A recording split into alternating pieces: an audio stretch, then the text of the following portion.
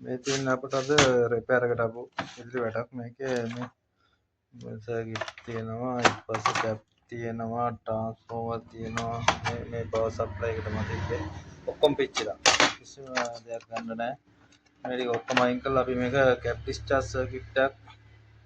කරන්න තමයි යන්නේ දැන් මේ බොක්ස් එක අරගෙන යන බොක්ස් එකට කැප් ඩිස්චාර්ජ් සර්කිට් එක ගන්න යන්නේ මේවා වැඩක් නැහැ ඔක්කොම මේ සවුත් කළා මේ කැප් එහෙම ඔක්කොම සවුත් කළා මේ ඉතින්ලා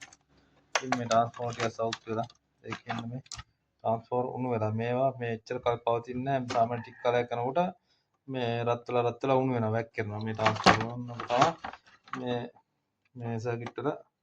ගැටලු තියෙන්නේ මේවා ඉතින් එච්චර කල් පාවිච්චි කරන්න අමාරුයි ඒකයි ගැටලුව ඉතින් මේ ඒකෙන්ද කැප් ඩිස්චාර්ජ් සර්කිට් එක තමයි මේකට අපි අද ගන්න යන්නේ මේ බොක්ස් එකට ගහලා ඉවරලා මම වීඩියෝ එකක් දාන්නම්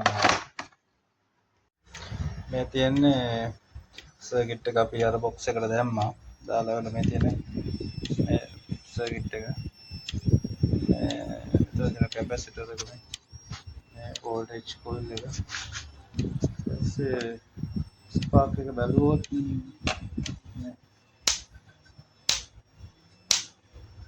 මේ වගේ ස්පාර්ක් එකක් තියෙනවා මේක සාමාන්‍ය පොඩි කොටසක දාලා තියෙන අක්කරයකට වගේ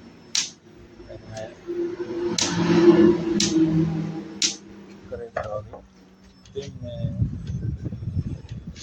මේකේ මීටරෙන් බැලුවොත් ඩොට් 13ක් වගේ තියෙනවා අල්ලන්න බෑ වදිනවා අපිට කරන්ට් එක මේ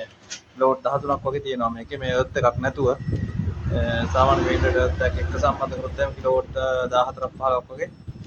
මේ මැෂින් එකේ තියෙනවා ඉතින් මේ ඉතින් ඔයාලට මේ වගේ මැෂින් එකක් හදාගන්න නම් අපිට කතා කරන්න ඔය තියෙන විදුලි වැට සර්කිට් රිපෙයාර් කිරීම සහ මේ අලුතෙන් නිෂ්පාදනය කිරීම සියලුම දේ කරනවා අනික මේ රිපෙයාර් කිරීමට නොහැකි විදුලි වැට සර්කිට් තිබෙනවා නම් ඒත් අපි රිපෙයාර් කරලා නැත්නම් අපේ කැප් ඩිස්චාර්ජ් සර්කිට් එකක් හරි ඒ වෙනුවට හදලා දීලා ඒ මේක කරලා දෙනවා